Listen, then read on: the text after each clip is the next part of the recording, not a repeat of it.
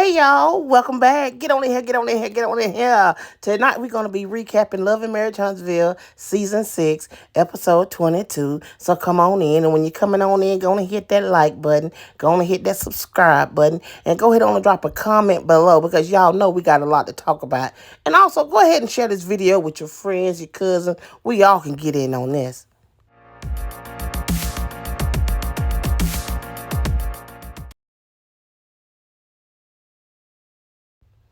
Okay, so y'all, you know we opened up.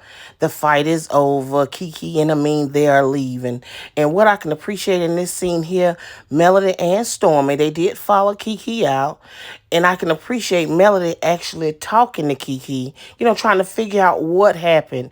Her not speaking to you shouldn't have set you off like that. I respect that. And I respect Melody being honest enough with Kiki to tell her. And I also respect that Kiki just saying it was a reaction. And sometimes when you don't had enough, you don't had enough. And I think that's probably the place where Kiki was. So I'm weighing in on that. But I can respect the honesty coming out of that conversation. Now, Stormer was there. Didn't have much input. And that's fine. If she didn't have nothing to say, she didn't have nothing to say. That's fine. But back on the inside, you got to deal with Marceau now and Tisha. They're all talking to Kimmy, trying to convince Kimmy that something's wrong with Kiki. It got to be the drugs. She got to be the drugs. And I think that's the one thing that really, really bothers me the most is that that's their go-to with Kiki. They can't say nothing else about her.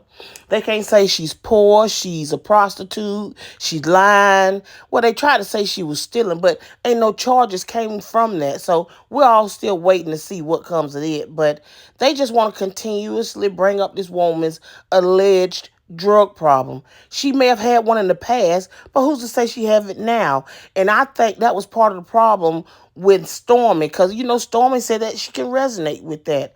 And I get it. If you know anybody who's had any type of an addiction, you know that that's some tough stuff to go through. That's not just something you can make light of. And that's what Marceau seems to do every single chance he get. He wants to make a joke, he wants it to be funny, and he always keeping it on the forefront of everybody's mind. No matter what we think Kiki got going on, the first thing he want to do is talk about drugs. I don't know. That's just a little bit weird to me. Kimmy got a truck. Maurice surprised her with it. Girlfriend took off in it. I ain't mad. It was for her. It's hers. Everybody's there. Do you, baby. Do you. But what I'm trying to get to, and it probably was needed, but they continued to stay behind and talk about Kiki. I don't know how I felt about that because Kiki wasn't there to defend herself. I really don't think that they should have went in depth as much as they did, especially without Kiki being there to explain or to defend herself. That's just me.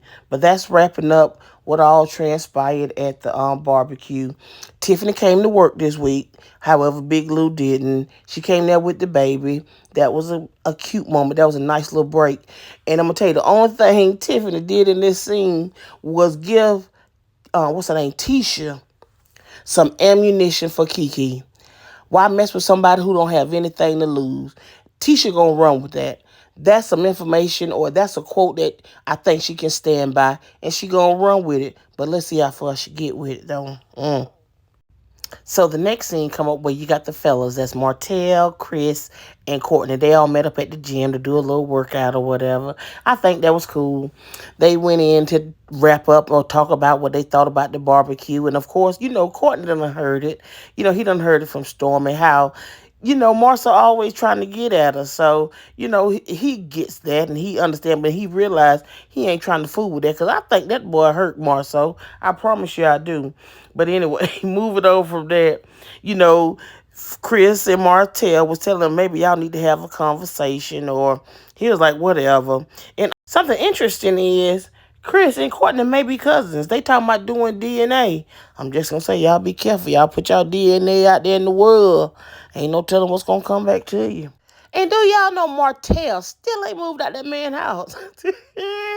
Yeah, he's an official squatter. Uh-huh. All right, so y'all, the episode wrapped up. The last scene is where Kiki and Amin, they're moving into another house, so they're at the storage locker, seeing what they can take with them to the new house. And Mel, she called Kiki and asked, can she pull up? And she pulled up, and so now they're talking. She's telling them about what all transpired after they left the barbecue. You get what I'm saying? And also talking with Kiki about what's going on with her and Tisha. Now, what I can respect with Kiki is Kiki said, I might not be sorry for where she and I am, but I am remorseful for what I did. I shouldn't have threw the drink on her. And I can respect that. That sounded like an apology to me. But anyway, it wasn't to Tisha. But I understand that she recognized what she did was wrong. And of course, Amin expressing how he don't like the way Marcel feel comfortable talking to his wife any kind of way. But now this was what I really thought was a gem. I'm gonna let y'all hear the clip in the end. But how Mel was like, why don't you just go on and shut them down, take a drug test and let them know where you stand. That was some serious stuff. It's a great deflection and a great flip of the script for Marceau to be able to hide behind me and my previous drug use and my possible relapse rather than face the allegations that are staring him and Tisha right in the face.